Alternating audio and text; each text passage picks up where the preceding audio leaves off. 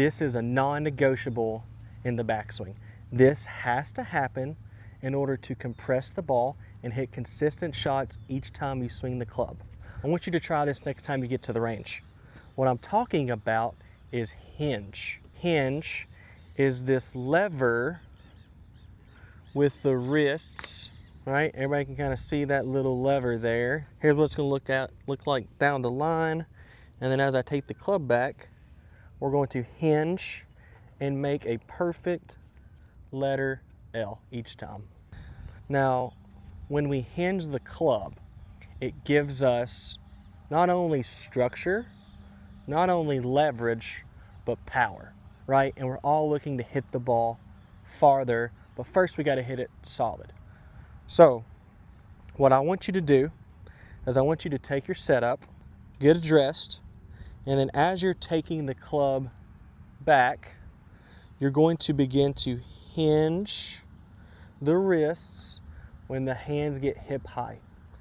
I'm going to start to hinge the wrists at hip height, and now you're going to notice your lead arm or your left arm is parallel to the ground. When our left arm is parallel to the ground, we have to have this 90-degree angle.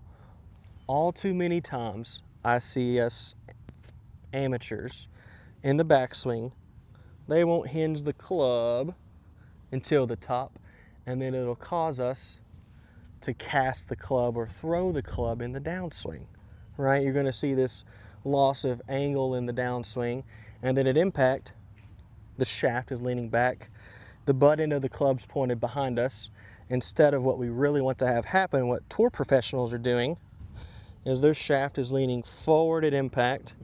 You can see how the butt end of the club is to the left, almost kind of that left hip there. And then they're actually able to compress the golf ball. That way we can control the flight and the distance of the shot. Now, if you're looking for a checkpoint in the backswing, when you get to that hinge, when your lead arm is parallel to the ground, shaft's going to be roughly 45 degrees, right? We're going to have this shaft in a on-plane position. This center of mass is in a good place. If we start to get that center of mass off, right, it's going to get a little bit heavier either way, right, both sides. So if you're looking for a really good checkpoint in the backswing, shaft 45, this is going to be pointed butt into the club. If it had a laser in it, right, it's going to be pointed somewhere along the target line, just to give you a really good visual. Right there, right kind of towards this target line, right towards the ball. I'm going to hit another shot for you just so you can kind of see the feel. There's that L.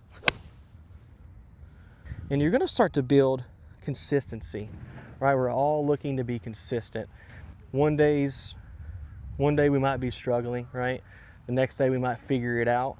And we want to find that flat line, kind of that linear line to help us get consistent. To me, it's the hinge, right? If we can get this hinge right, elbows are going to be nice and together. We're not going to have this wide. See, my elbows are spread apart here, right? We want to have that shaft hinged, real good, nice arm structure. By getting the hinge in the right place, by setting the hands in the right place, right, it's going to give us control of the club face, right? Wherever this club face is pointed at impact, that's where the ball is going to start. So if I can gain control of this club sooner in the swing, that's a great thing, right? That's a really, really good thing if I can gain control of this club sooner in the backswing. So if you want to feel that hinge a little bit sooner, right, we don't want to take it away just and hinge it right off the bat. But if you want to feel this hinge a little bit sooner in the backswing, that's okay, right? As long as we get, when that lead arm is parallel to the ground, this shaft is vertical. We don't want to see, when this lead arm is parallel, shaft pointed that way, right? We want to get that shaft vertical. Now, we don't want to over hinge, because then that will definitely cause us to cast or throw the club. But whenever we get that correct amount of hinge, we should see this 90-degree angle, and then it's going to allow us to have a little bit more of an angle coming down in the downswing, right? And then I can deliver a shaft with forward shaft lean, hands in front of the ball. That's where we're going to be able to compress the ball at impact, right? So we'll get to that L, and if you want, you can go slow, right? You don't have to go fast doing this. You can go slow, just getting this feel. There's that hinge, there's that L.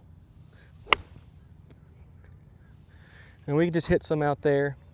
I'm hitting an 8-iron, you can hit a 9-iron pitching wedge, 7-iron, right? Just to get this feel. I've got control of the club. You can hear the sound of that, right? When that club hits the ball, back of the ball, right? Ball first, ground second.